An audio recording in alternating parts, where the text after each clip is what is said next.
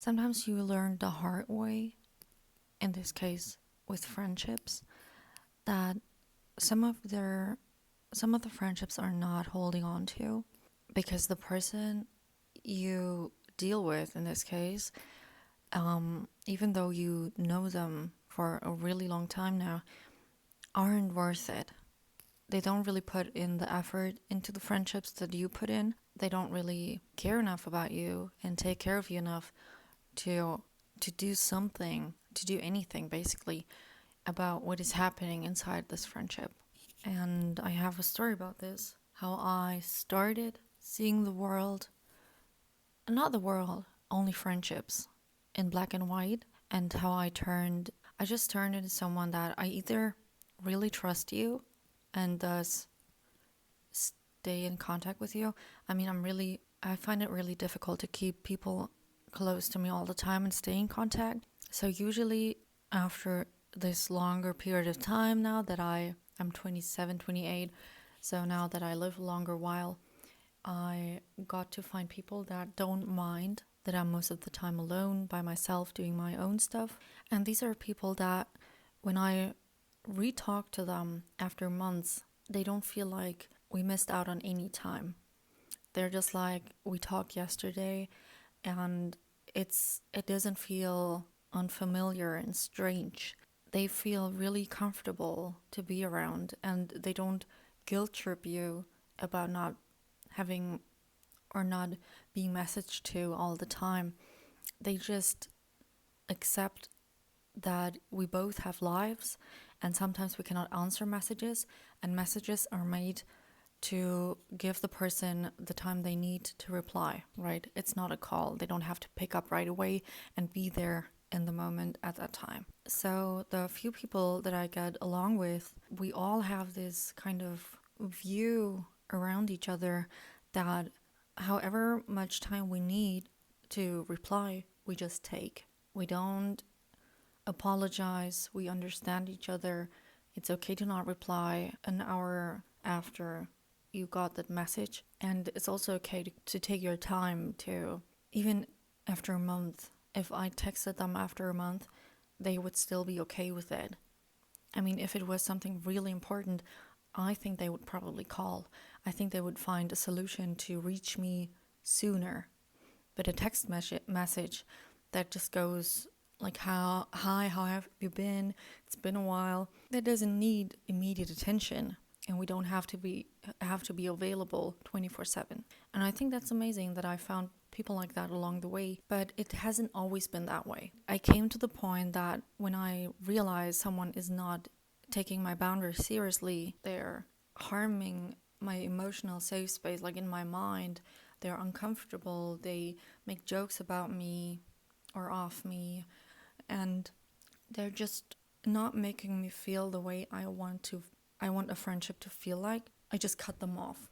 Like, I'm at this point that when I feel like a friendship is not doing it for me, I just cut them off. There are no excuses for me. There's no thinking about it too much.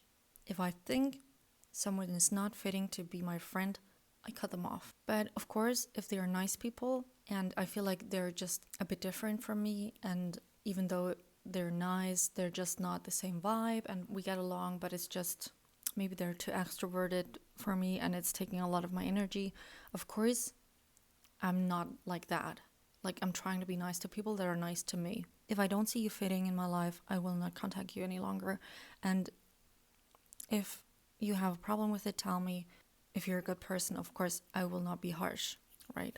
This is only to people that have been bad to me. And it started back when I was really young. Like, this is like 10 years ago probably, where I kept friendships that hurt me mentally and then eventually also physically. And that I stayed in these friendships because I wanted to be a good friend, because I didn't feel like this person could stay safe by themselves, although it's not my responsibility. It's not my responsibility to keep a grown-up safe. Like, it's not like safe in a way that needs police or whatever. I just mean in general, like lightly. If they're not able to take care of themselves while they don't have any disabilities or anything alike, I don't need to step in. I don't need to force myself to take care of these people because they're too stupid, is what I'm trying to say, to take care of themselves. And eventually I figured this out, but I had to learn it the harsh way to understand that I'm not a filler type of person. I'm not a filler friend. I'm not a space holder for the good people until they come back, right? And after setting boundaries, after telling people that I don't want to be treated the way they treated me, suddenly I never heard of these people because I suddenly had a voice and they were not used to me having a voice. And thus they decided to just drop me like a hot potato. We never got back in contact. They were selfish people like that. They would always only look after themselves. And I think me being introverted like that, they just used me for their own good. And they never really cared. And after setting boundaries, I realized like it was shown to me that they really didn't ever care. That I was just there for them to not be alone. And because I was nice enough to help them with anything, if they needed help, I was there. But I shouldn't have been, because they were also never there. It was a one-sided friendship, basically. So I will start.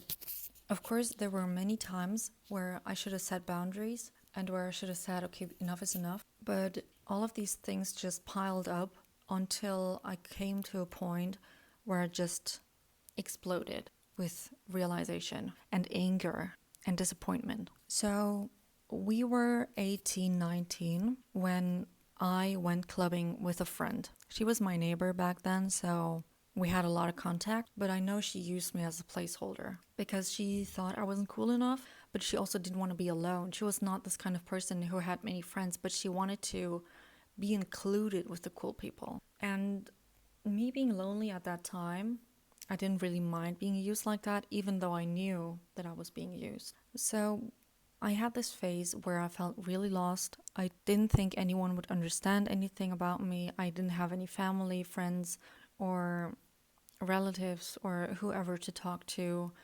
So I just jumped into alcohol and tried drowning these bad emotions with alcohol, which was bad. You shouldn't do that. Alcohol is never good, and it will never solve any problems. However much you think it will help, it doesn't. Eventually, it will only worsen your situation and add a new problem to your list. And that's not what you want. So please never take alcohol as a solution or as anything. Alcohol is not good for you. Please do not drink it. So I did this like 2 or 3 times a week. I just couldn't anymore. I've come to the point where I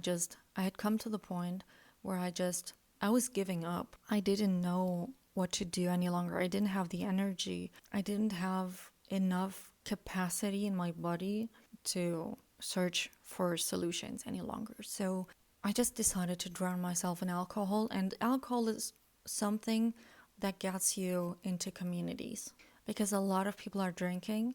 And if you're outgoing and fun and louder than an introverted person like I was without alcohol, you get to be in crowds, in spaces, inside of groups, and you connect with people that I've lost after dropping the alcohol. So I suddenly became outgoing, I suddenly became loud and fun, and I would talk a lot, and I would dance a lot, which I never do sober. I don't talk a lot sober. I don't sing a lot sober outside. I'm not really loud sober. I'm just the typical basic introverted girl or woman at this point, a woman, reading books and creating art. Like really boring actually. And with alcohol, I just turned into someone that you could have fun with, that didn't have sudden energy losses. I was always open for new things. I was talkative and I would communicate a lot. And people like that. And I get it, but alcohol shouldn't be a reason for you to turn into something like that. I think we all have a community that we belong to, that we get along best with. And until we find that community, we might change ourselves to fit in different kinds of communities. But you will never feel at home with these communities because the shoe is not fitting. And until you find a shoe that is fitting, until you find a group that vibes with you, you will always feel like you have to change something inside of you and your character and your personality to fit in. But with an actual friend group, with an actual good surrounding that you feel comfortable with, you don't need to do that. You will feel like you can just let loose and be yourself, whoever that might be, inside of this community, and it will feel like home. Let me just be very clear that with the right people, you'll never have to change something about yourself. Never. But I did that. And it was one of these evenings after a few weeks of starting alcohol that I went out clubbing with the neighbor friend. And she brought a new boyfriend along. This was a boyfriend that I especially hated because he was toxic. He was really bad to women in general. He looked down at us. He was really a shit kind of person, just in general. And I really hated him.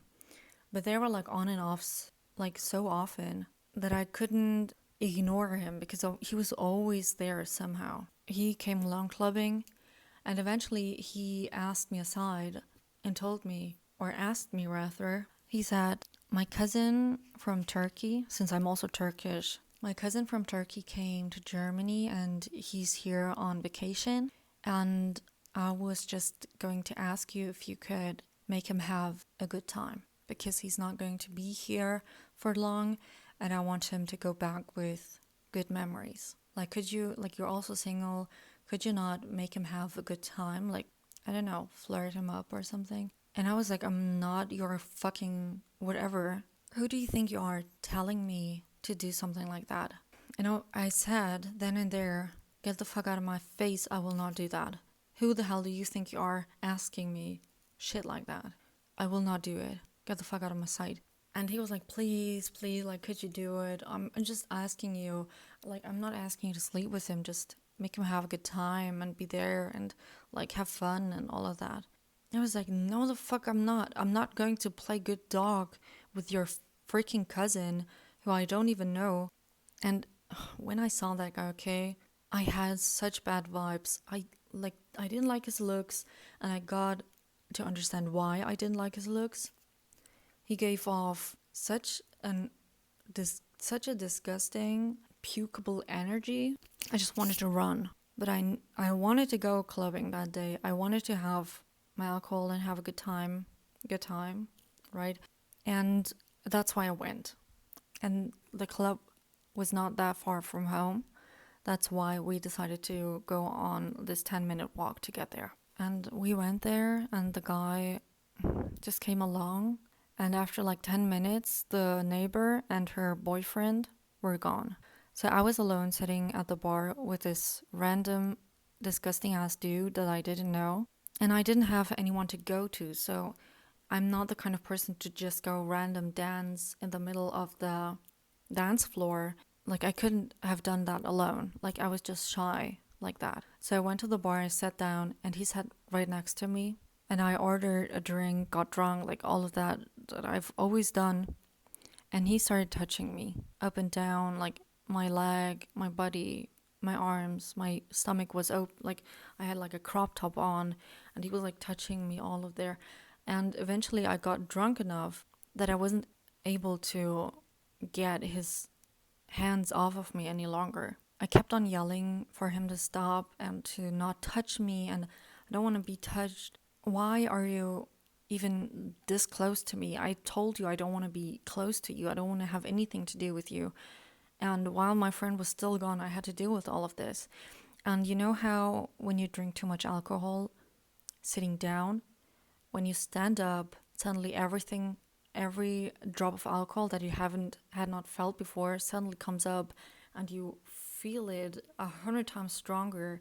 Because when I went up that chair, I suddenly felt like I was going to black out and fall down. And I couldn't see properly anymore. I couldn't hold my eyes open, but I saw that someone held me and helped me out of the club. And it was, of course, who else than the guy, the Turkish guy.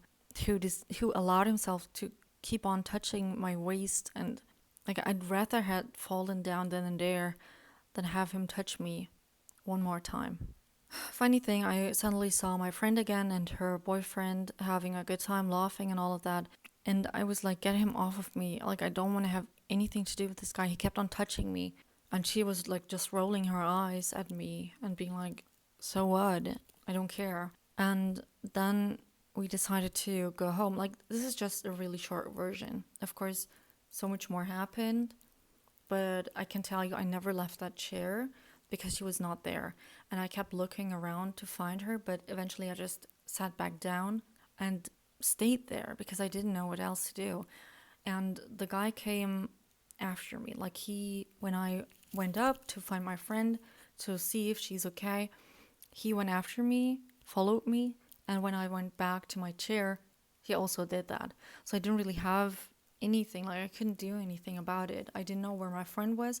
I couldn't find the boyfriend that could tell the cousin to get the fuck out of my way and to leave me alone. I also never thought about telling security about him. I don't know why.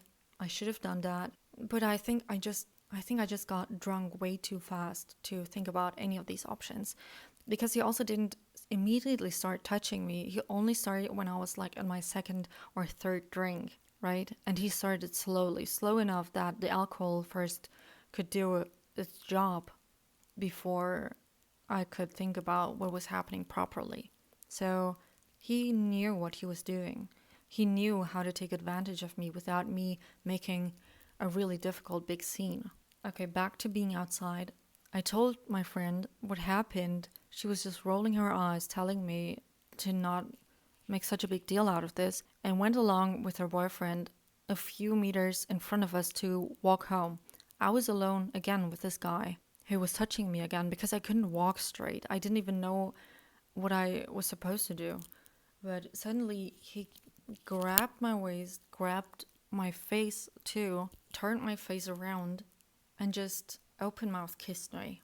I still remember how disgusting I felt, how disgusting it felt, how I suddenly got this really scared feeling inside of my body. I didn't know what to do. I felt so many disgusting bad emotions. I felt angry and uncomfortable and scared and disgusted and disgusting in my body. All of these things at once, and then I got a panic attack.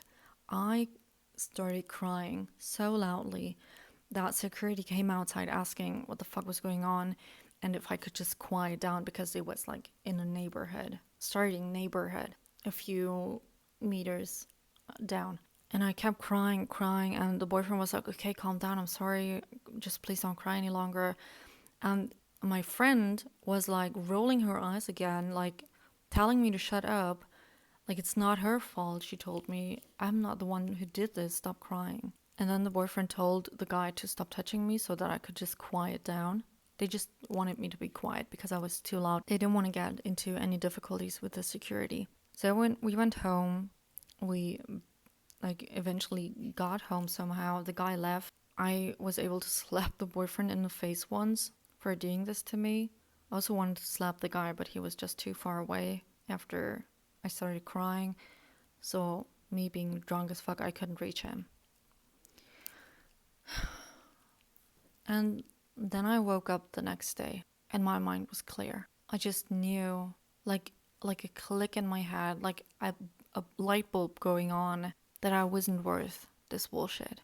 If I stay here with this friend for longer than I have already had stayed, I will crumble into a mess eventually because of her. I was not willing to do that to me. So before everyone woke up, like the parents of my friend weren't at home. They were like on vacation. So the home was available to us to just go sleep in. So I was sleeping on the couch and the boyfriend and her went into her room to sleep. And I woke up after drinking alcohol. I always wake up after like 6 hours or something. I don't know why, but it's like a clock set inside of me. 5 or 6 hours and then I'm awake. And that was pretty lucky for me because I was awake before anyone else. So I woke up, cleaned the space, did everything, and then I went home. and I never contacted her again, even though we were neighbors. She didn't apologize ever. She only asked me after like weeks what was wrong with me. She didn't care enough about me to even come to my home, which was on the other side of the street, to ask me what was wrong, why I'm angry, why I'm not replying to any messages any longer. She never did any of those things. But she knew what happened, she saw it with her own eyes, and she couldn't care any less. I mean, what had happened at the club could have been excused with her also being drunk for her to react like that to my outburst of tears and all of that, right? But she was also not really understanding of the situation, and that she was partly at fault here for not standing up for me, for not standing in front of me between me and the boyfriend who told me to make his cousin have a good time, right? She just allowed it. She just laughed it off. I went home and never replied any text back. She called me. I never answered any of these calls. Eventually, I explained to her all of the things that she did wrong in our friendship for me to just drop her like that. And she didn't understand it. She just said, it's not my fault. Why are you like this? Isn't this a bit much? This is why I see people in black and white. Because there were also other friends like her that did this, that I dropped one after the other. And I was alone for a while, and it was really lonely. But I was more happy, like more open to the loneliness than having friends like that. Because being surrounded by these people it's just evil. You just have enemies close to you. People that don't have the best in mind for you surround you and treating you like shit while you do your best to be a good friend. And eventually, when you realize these are bad friends and you set boundaries, suddenly they don't care. Like they have only used you. They've only ever used you. They've only ever taken advantages off of you. And now that you've also set boundaries and told them enough is enough, they don't even take the time to apologize or to give one thought about the situation, because they never cared in the first place. That's why if I lose people, I don't have any connections to them anymore. I don't mind losing people. I don't mind having to meet new people, to have people around me, because I'd rather have to meet hundreds of new people every day than have one bad friend. I couldn't imagine going through this again. I'm just a different person now. I have boundaries. I have set standards for me, for someone who wants to be my friend. And if we're not fitting, then so be it. There are so many people on this earth. Do you think I'm forced to be with you? I'm forced to stay your friend and me to stay your friend? Like, no.